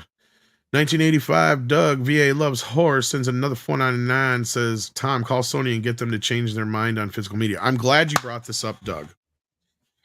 Because there is a story going around right now that is, some people are running with, oh, this is a sign that physical media is dead because Sony laid off 250 people. Well, the part that story is leaving out, that those 250 people that got laid off were in Japan. So it has nothing to do with the American side of things. And another thing you got to remind you guys of, people aren't buying as much physical media when it comes to games now. And my understanding is that this is a plant that had more to do with the PlayStation games. And this comes from Bill Hunt. So there's a lot of people that are running with this story like because guess what, guys? Did you not forget that Disney just made a big deal with Sony not that long ago to handle their distribution? They haven't even started doing that yet. So why would they? They just got this big deal. So I think this has more to do with the video game side of things and the Japanese side of things, which actually in Japan, physical media is actually still fairly relevant. So I think it has very little or nothing to do with the movies and mostly to do with gaming. Does that make sense to you guys? That's Bill's story on it. I hope that's true. I think Andre checked out for a second there, but yeah, I think he would agree on that probably. So yeah, that's my assessment of the situation from a couple different sources besides Bill, but Bill kind of confirmed it. That this is a big bunch of hoopla that people are making over nothing. So as far as the gaming part, if you're a gamer, I'd be a little bit more upset maybe, but at the same time, it's not going to affect things overall here. I don't think it has more to do with Japan. So keep that in mind. Yeah. So with that, I think that kind of wraps that part up there. So Andre didn't get back in time to comment on it. So we're just going to keep on going. And we got this one already from earlier, John the Beard, but thank you again for the support. And this is another thing we wanted to talk about today real quick. Hopefully Andre will get back here in a second, but Patrick Robinson sends in $4.99, says, Hellboy, the Crooked Man trailer dropped. Oh, I didn't know the trailer dropped. That says a lot. No mention of it anywhere. Looks terrible. Okay, I didn't watch the trailer. I didn't even know the trailer dropped because we were going to talk about this. Just we got our images earlier today. It is like independent. It's Lionsgate, right? Discount horror with Hellboy. It looks bad. I mean, like that. I'm not the only person with that kind of a response. It just looks bad. This is a rights retainer, guys. Yeah. I guess it was filmed in the Appalachians where the Crooked Man legend comes from.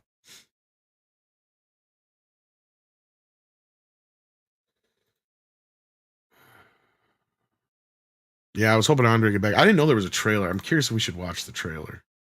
Probably get claimed. I don't know, it's Lionsgate. I'm trying to remember if they're bad or not. They did like the John Wick movies and stuff. Did you ever watch those trailers on yours? I think if I remember right, I think Mr. H got a ding from them, but that's testing my memory. It's only a minute 10. We can try it. Maybe I'll wait till Andre gets back here. Yeah, let's try it, and we'll just. Oh, there he is. Okay, before we do that, what's your what's your first reaction to the images first? Before I haven't seen the trailer. I've only seen this one image now, 2 images. This is the first time I see the image we are currently watching on screen. That confirms you don't look at anything I send you. But okay, no, I'm just kidding. Yeah. Well, what I will say is that just going into Hellboy, I know of Hellboy, of course, from the Mignola comics, which I haven't really read too much because I can't get into his art, so I've never really read the comics. I liked the first two Hellboy movies by Guillermo del Toro, starring Ron Perlman, just fine. I prefer the second to the first. And yeah, it's unfortunate that we never got the third one, and we got the reboot. You know what? That reboot, I know many people hate it, but it's my favorite Hellboy movie. And I think that that Harbor, or whatever his name is a better Hellboy than Ron Perlman. So shoot me. I now you're gonna have to make me watch Hellboy. the movie. I have it still sitting here in plastic. Yeah, but I actually I prefer. And you know, there's the animated ones, right? That kind of fill in. I know they're probably the best of all. They're probably the best of all. But I prefer the reboot to the original movies. I know it's probably sacrilege, but I do. Again, that's someone that hasn't really read the comics or anything like that. Just movies themselves. I had more fun with that one. I know, Culture, you're about to burst right now, so have at it. For me this just feels like, you know, independent studio, like Blair Witch Project does. I'll say it again, rights retainer. Does generic horror with Hellboy in it. That's what this is like, you know. I mean, you could do this story without Hellboy and it'd be largely the same film, I would imagine. But just based on the trailer, I'm looking right now. 2019 is when the last one came out. Guess what? That's 5 years ago.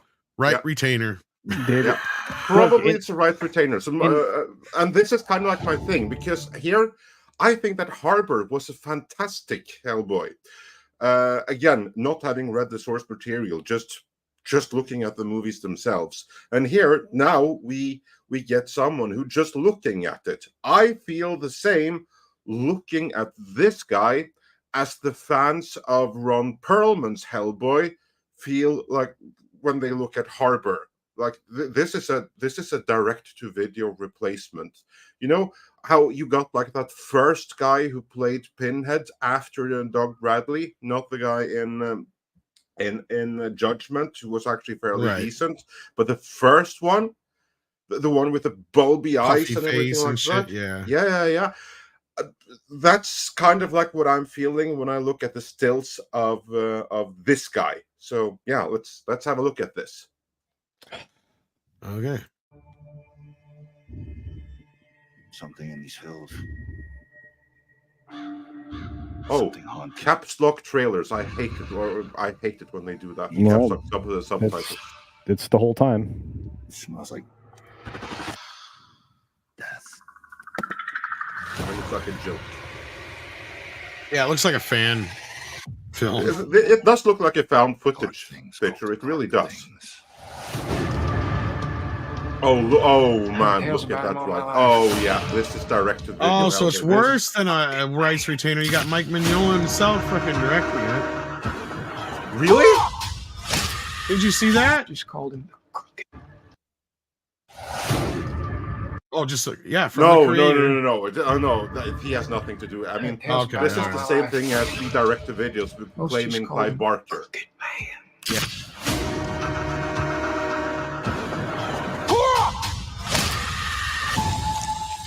Oh hell yeah, this is right retainer right here. Oh my god.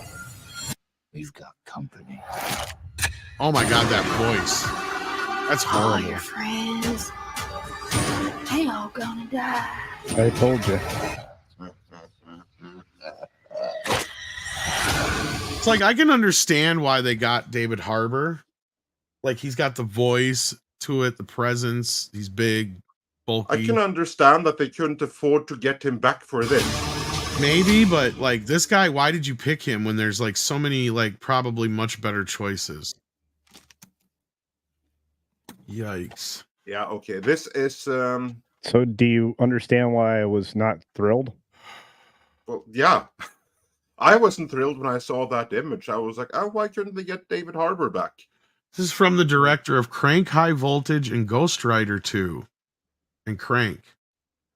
Wait, now, well, Brian it doesn't- Taylor, but it doesn't have This any. is Brian Taylor without the budget, evidently. evidently. and without his favorite actor, Yeah. Where's Jason Statham? Statham. Jason That's right. Statham would have been a better Hellboy. What the I fuck?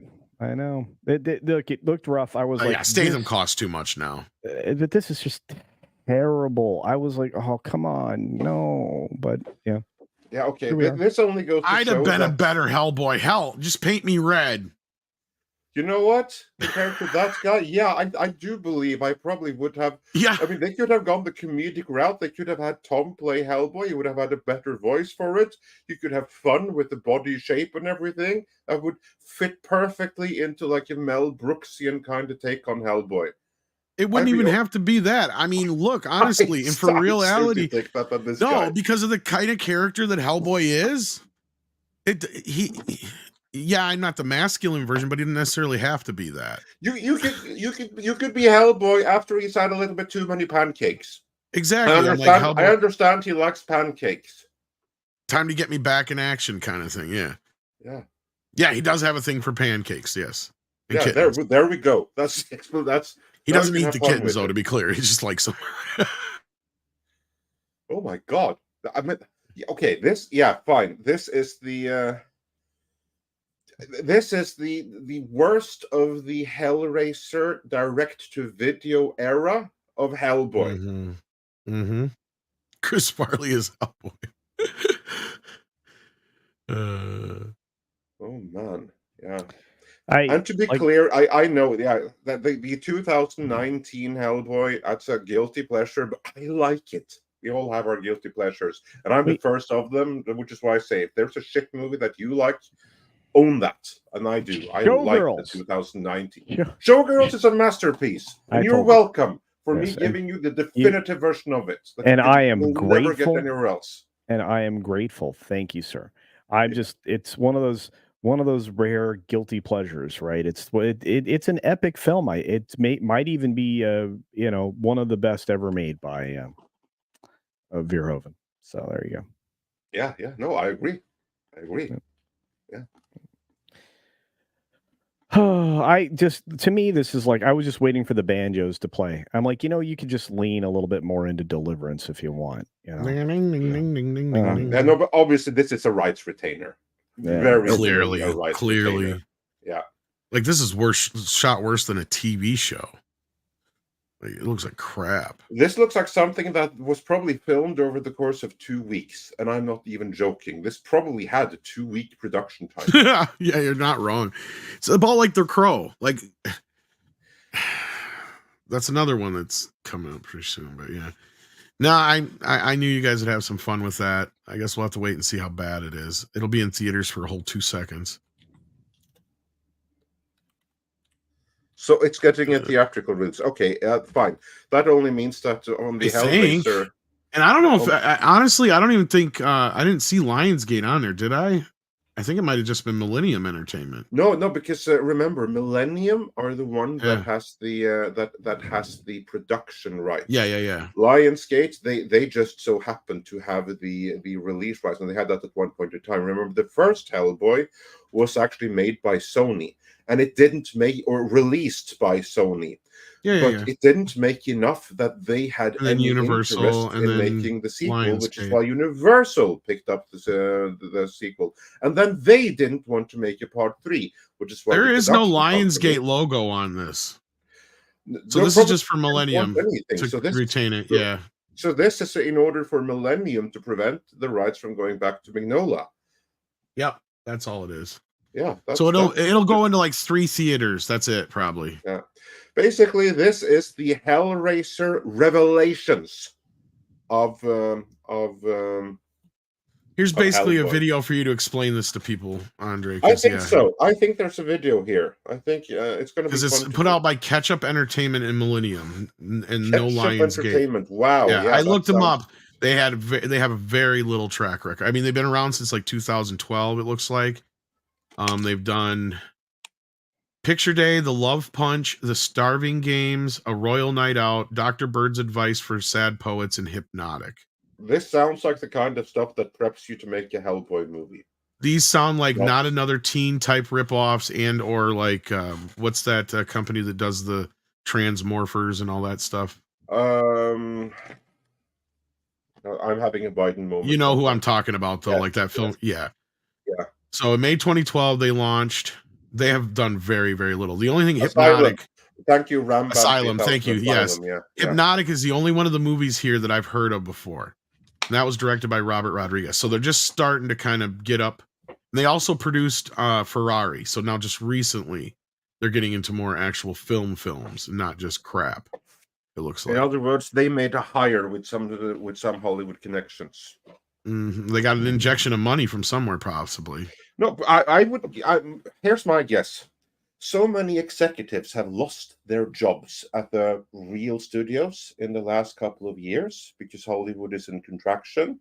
So even the executives are losing their jobs. So the ones that want to be in Hollywood, no one is hiring, so they have to go with lesser studios than they used to before.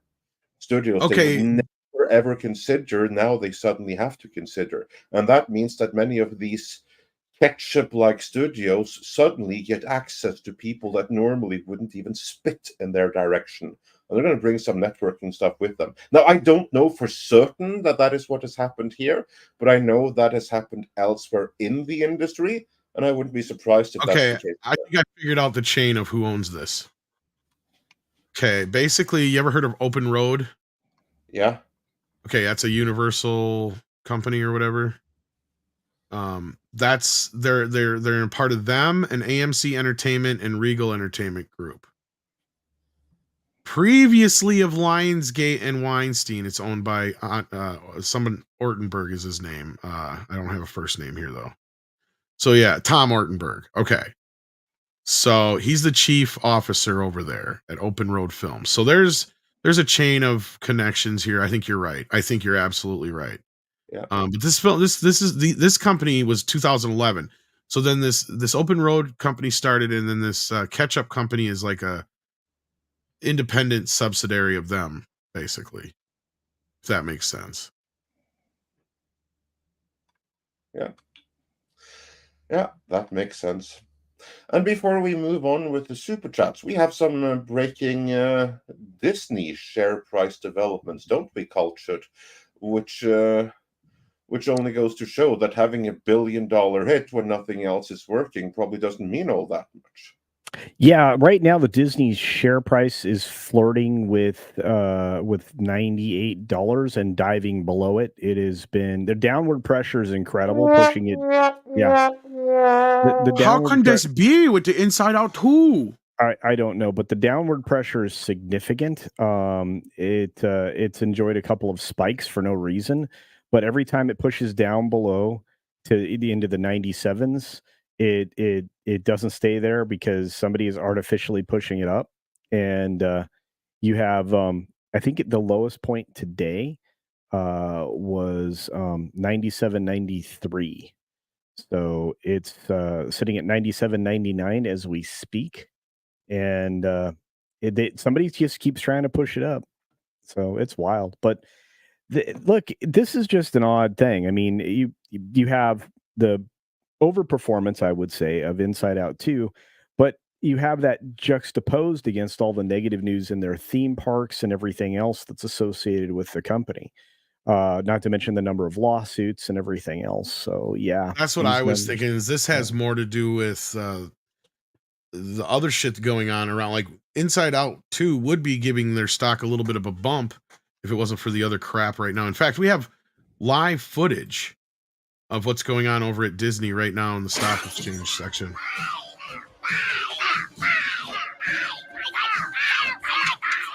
Yes, I'd say it's a full-scale panic. Are you having a run on the bank scare yet? Well, it's rather brutal here. We're advising our clients to put everything they've got into canned food and shotguns. So that's what it's like over at Disney right now. That was just a little joke. Sorry, I had to.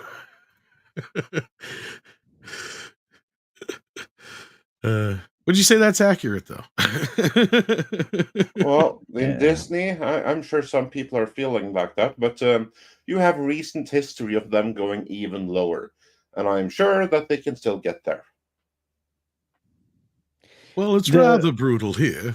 Yeah, the rumor that Young Avengers has been canceled is floating around again. I don't know that I'd put any stock in it, but it's happening. Yeah, that's going to sink the share price right there. But that's a rumor. I mean, and I don't know that, anybody's, and I don't know how that would sink the share price. Nobody expected that to be any good. Not the rumor, but if they actually put money to it, that's true. They're not getting that money back again. It doesn't matter how much or how little money they put into a Young Avengers. That's money they're never seeing again. They have to stop making things nobody wants. That's just, I'm sorry, that's basic business, right? You just stop making things nobody wants. Yeah, I mean, they should have just canceled everything they have in development almost, but nope. Doubling down. Sadly, they can't. And Six just sent me here. It says, it's no surprise Disney's stock price crashed below $100. Here's why, according to them. Disney stock should be on a roll right now. Last month, it signed a deal with the local government in Orlando, paving the way for it to build fifth theme park at Walt Disney World as part of a $60 billion investment plan over 10 years. Instead of having having a magic touch on its stock price, it fell below 100 for the first time since February. There is good reason for this. Theme parks are the engine behind Disney's profits. Its 6 resorts, are grouped under its experiences division, which accounted for the majority of its $12.9 billion operating income last year. It was far from a flash in the pan, as Disney's latest results show that over the 3 months to the end of March this year, experiences generated $2.3 billion of operating income, which was almost 3 times more than the amount made by either of its other divisions of sports and entertainment, which is what you guys are always saying, right? Yeah. It stands in stark contrast to the Disney Plus streaming platform, which has burned up more than $11 billion of operating losses since its launch in 2019. It's even isn't even forecast to make a profit until the end of this year. And we'll see if that works out for them. Maybe Inside Out 2 will help them with that. In an attempt to capitalize on the success of theme parks, Disney announced in September 2023 that it would invest $60 billion in an experience division over the next decade, which I said before. It was widely reported that this would all be directed at theme parks, but close reading the filings reveals that it will only get half of the total, with the difference spent on Disney Cruise Line, as well as maintenance and technology upgrades. Now, I think this is something you guys have been talking about, right? Yeah, I mean, and largely, this just follows along with what normal CapEx is for the parks, between maintenance upgrades, all kinds of infrastructure stuff and things like that. Real new investment into parks is going to be minimal, and a lot of the expenses, believe it or not, are going to go into China. So, and as far as the fifth gate goes, that's a pipe dream. And all of this spending doesn't come anytime soon. It's on the back half of that 10-year window that you mentioned. So it's like, it's so you guys have been covering this for a few weeks now. Yeah. Or more than that, more like months. Yeah. And but it never gets any better. And there's another story that's going to be broken later today. I can't talk about, but you'll probably want to watch WDW Pro because it's pretty big. And well, let's finish off here. Nevertheless, the $30 billion in investment in its theme parks is still around 60 times the sum spent on Disneyland Paris last year, as revealed. So it is far from a Mickey Mouse amount. Seemingly against expectations, it cast a dark spell on Disney's stock price. Yeah. Investment announced on September 19th last year, Disney stock closed down 3.6% at $81.94 and was one of the worst performances in the blue chip Dow. It wasn't a one-off. In the middle of June, Disney revealed that where the bulk of the spending would be going when it signed a new development agreement with the Board of Central Florida Tourism Oversight District, which controls its site in Orlando. Under the terms of the deal, Disney is planning to up to $17 billion in development over the next 10 to 20 years, including the possibility of a 5th theme park and expansions in its Magic Kingdom and Animal Kingdom outposts. It is Disney's answer to the heavy expansion in Orlando by its arch-rival Universal Studios. Universal already owns 2 theme parks in Orlando and is building a third one called Epic Universe, which is set to open next year. Yeah. And you guys have been talking quite a bit about that. Yeah. Go ahead. No, I was just going to say $17 billion. For context, let's explain this quickly. Avatar or Pandora in Disney's Animal Kingdom, which netted you 2 attractions and a restaurant and some other knickknacks and things, that was $1 billion. Just that one area with 2 attractions. So 17 billion, not going to get the job done on a theme park. Now, mind you, that was years ago. Inflation has kicked in. So if you think about the Pandora area, and then later what followed was the $2 billion expenses of the Galaxy's Edge, one in each of the park locations in the U.S. at $1 billion a piece. That netted you 2 attractions and an outdoor Indian Moroccan, shopping district, for lack of a better way to put it, and a quick service bar thing, and nothing of note as far as anything else goes. So you're going to get, my prediction, if they opened up a 5th gate, you'd have 17 attractions at best. That's not a 5th gate. And the other thing that you added to the end of that was it wasn't over a decade, it was over 2 decades. And I don't see it happening. They don't have the money. Yeah, and honestly, this is a actually extensive article, and I have a feeling whoever did this, I didn't catch who wrote it in the beginning.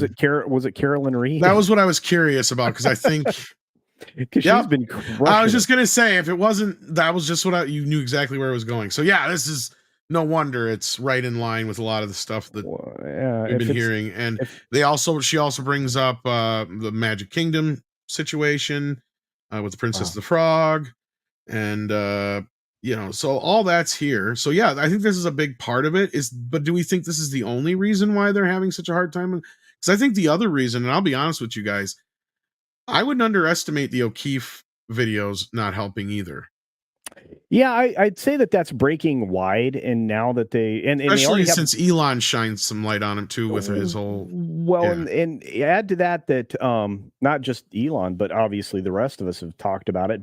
And so have you. You guys have done a good job with it. But it's far worse than that, because now the general public is being made aware of the things we've been trying to tell them for a long time, and it's done in such a blatant way with these videos that, well, I think that's putting downward pressure on Disney as well, considering they're subject to multiple class action lawsuits now that claim discrimination based on all of the things that you can't discriminate against.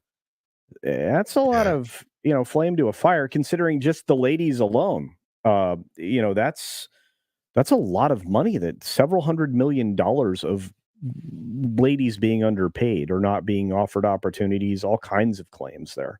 Not to mention now you have, every white guy that's ever worked for Disney is going to have a claim. They've got problems. Well, they have one problem with that, and I think it was you, Andre, who brought it up, or somebody did to me, that it's technically not illegal to discriminate against white people in California. No, they changed the laws to you can. My understanding, I'm not a lawyer, so apologies to Andrew. No, but I know I've heard this other places too, I think, so I don't think you're far off. But they did some kind of change in the legislation, specifically in California, which means that you can do all kinds of racial-based hiring and discrimination and stuff like that. So it doesn't say in the law specifically against whites, but all of this legislation which prevented basically treating blacks as second-class citizens, that legislation was removed or something like that. I'm not entirely sure of the details. Yeah, I don't remember. But it's easier to do this, to get away with it. Yeah, and I think part of that also extends from the old deal they had from just being able to hire actors specifically for roles, right? And that's where it doesn't count as discriminatory. But that being said, anyway, culture, you were saying something. No, I was just going to add, but that doesn't supersede federal law. The only thing that, it's dropped to 9780 now. But it doesn't supersede federal law when it comes to any other position. So in front of the camera, pointed out here, yep. Yeah, exactly. Federal law, does supersede. That's a perfect word to use. But in this case, if in front of the camera, sure. Behind the camera, no. Maybe they can. Oh, don't get me wrong. They're going to run into some issues. Yeah. Yeah. I mean, calling people cast members is going to be something that they're going to try to circumvent the rules, but they're not paying them as actors or people that are performers per se. If they are, they're going to have to get a hefty raise. Because think about what just a background. No, but it probably falls under like a model category or something like that, to where they can get away with it. I don't think so, because you'd be hard pressed with some of these people to claim they were models of any kind. But well, I'm just saying, because I just know this because your engineers, your staff. I mean, there's a whole I get lot what of you're stuff saying by the claim. acting part, because then you have to deal with that guild or whatever. But my point being is, there's a category, it's a subcategory they're in, because it's the same thing with like the Dells around here and shit like that. That's how they can models who serve in casinos and things like that. Exactly. Thank you. Yeah. Yep. But again, that's a well-established precedent, but it's only in a particular part of an industry, and that one actually gets challenged on the regular. I don't think anybody's, believe it or not, all the way and this again. is how I know this, and this is kind of a funny story real quick to kind of wrap this up. The only reason I know this is because I got the job as Prince Charming once at a Storybook Gardens, because no other man applied for the fucking job. Well, that's pretty awesome. I just applied for character actor at this fucking like resort thing, and I got the job as Prince Charming and any other male character around that they needed on any given day, because nobody else applied. That's awesome. Good for you. Now I wish I would have been there. Any other way this chud's going to be Prince Charming? I don't know. Come on. I mean, I was a little bit more slender back then, and I had some more hair. Well, still, I mean, that's mighty inclusive of them. That's true. Yeah. That's what I'm saying. Body positive, Prince Charming. Sometimes you get to the point where, certain things work out. I had more fun when I was the train conductor, when the train guy took the week off. That was fucking fun. Kids love the train. You get on this little fucking train and just around. Anyway, that being said, let's get back into super chats, unless Andre had anything more to say on the Disney front. I don't, so let's move on here. Yeah. Let's see here. We've got Packing Protons, who says Star Trek Prodigy is the best Star Trek since Enterprise Masquerade. Kobayashi, Mindwalk, good episodes. Some continue TOS plot lines. I've heard good things about Prodigy. It's not something I'm interested in, I guess. It can probably be mostly harmless and be fine in that respect, I guess. I think their best song was Firestarter. So yeah. No, not that Prodigy. Not that Prodigy. Oh. No, this is the worst Prodigy. Yeah. Are you sure? No, I said this is. I don't know. The band might be in that subcategory. Yeah. I've never been a big fan of theirs. Yeah. I will say that, Smack My Woman Up, but that's a better. One of the best music videos of all time. Yeah. The song is kind of mid, but yeah. Nandy sends in $1.99 and says Kill is the first ever R-rated Hindi film. Okay, there you go. Culture, there's one for your list. Yeah, it's just selling it more and more right there. Cool. Thank you guys for now calling me Prince Charming in the chat. I appreciate it. John the Beard is here and sends in 2. That's the Swiss francs, right? Swiss franc, yeah. Yeah. It has to be Culture Casino. It has to Culture Casino. Disney is failing. Oh, absolutely. Yeah. I mean, look, I'm with you. I've been talking to lots of people, and the public faith in the company has fallen off a cliff. I've been talking about institutional trust and a lot of the surveys that have been conducted, and Disney has fallen like 20 some spots in the last 3 to 5 years. So they're not doing well of the top 100 companies, and these revelations recently are not going to favor them in the future. So there you are. Yeah. Then we've got the God King. That's a heck of a name there again. You should change your name every week, I swear, man. 14 South African Rand says, think Horizon justifies abandoning Yellowstone. Sadly, I don't think so. And that's kind of where I was getting at with the whole, it's not going to win awards. It's not going to bust down doors or anything or be a blockbuster of any kind. So no. I think it will eventually find its audience, but more on streaming. Unfortunately, I don't think it's going to catch on. So yeah, sorry, or sadly, for those who are hoping for that. Brian Keith sent in 5 and says, one successful movie will compensate for the flops. Sounds like good business to me. Disney bigwigs have Colossus. I said that right? From patting themselves on the back. Or calluses, not Colossus. What am I thinking there? Sorry, I was distracted too. That was another problem. You're right. But you know what's sad, Brian Keith, is this used to actually be one of those things in Hollywood where that's all a studio needed to get by in a year. Was one hit. Because their movies didn't cost so gall darn much. And that one hit was usually a lot cheaper to make. So they would bank big time on that. And they would have like one tentpole movie usually, and that's about it. A year. And that thing didn't even become a phrase until the 80s.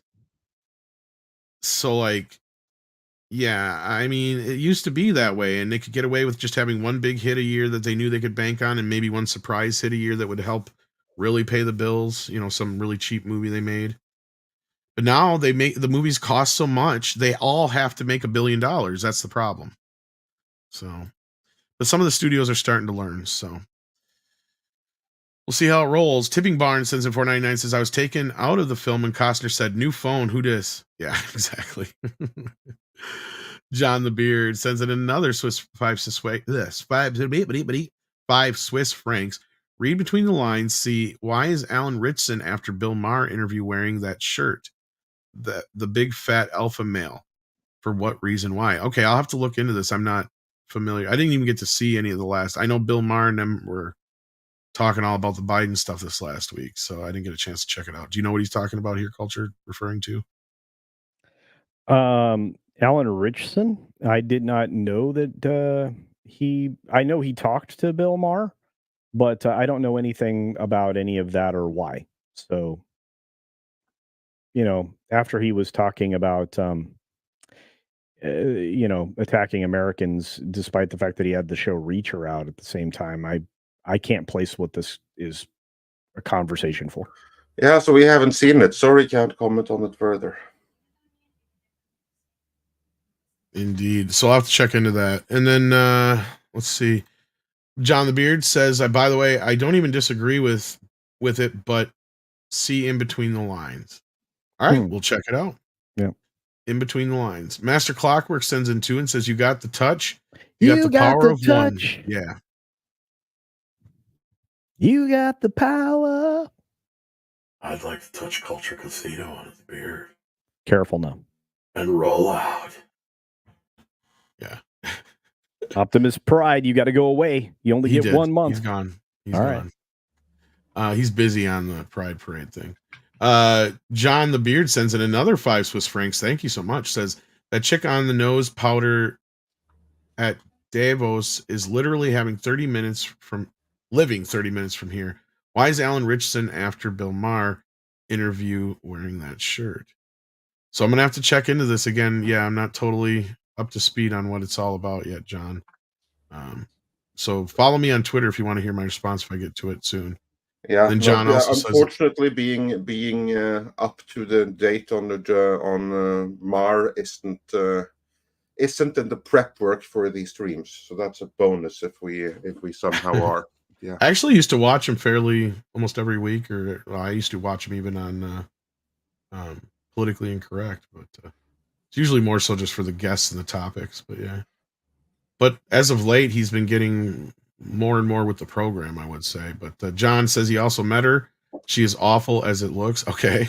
I think I know the chick you're talking about, the one, but yeah. Thunderstorm sends in 499, says, our theater is going to need the change to downsize or end up like the drive-in and VHS rentals.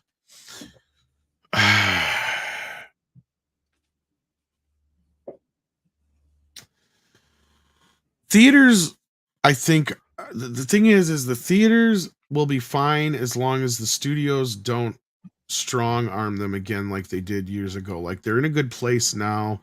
I know it doesn't look exactly that way with certain things, but like they're doing very like Inside Out 2 is a big win for theaters. And that was what I was referring to earlier. Is a bigger win for theaters than it is for Disney at this point. Yeah, and what they really are desperate for is content, and Hollywood isn't ramped back up no matter what anybody tells you. In fact, I know some of you out there actually work in the industry. You have everybody in the industry worried about their health insurance at this point in time because it will not have worked enough because it's just not a lot going on.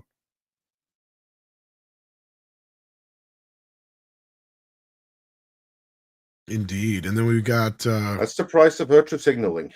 Yep. We got John again sending in another 2 Swiss francs. Says Rambam 3000 white liberal chicks do not listen. No, they don't. Dude, it still makes that wonderful SNL thing that Bill Burr did, a few months ago. It still makes that like something worth watching. If you haven't seen it yet, the clip's out there. Bill Burr's Saturday Night Live or SNL. You can find it. It's Liberal White Women, I think is what it's called.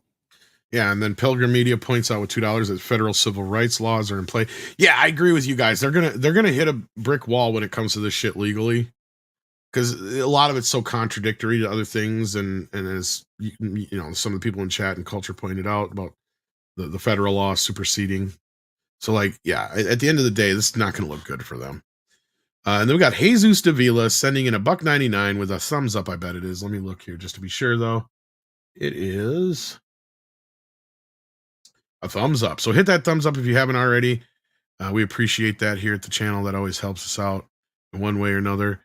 And yeah, with that, I don't think there was anything else we necessarily had to cover this morning that we haven't touched upon already. But we'll have to look into the Bill Maher thing.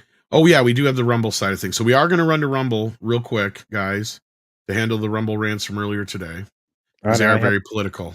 I have to actually step off. So all right, so while you do that, we're gonna head on over to Rumble real quick.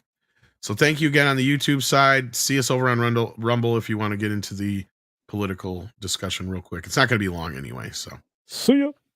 See ya.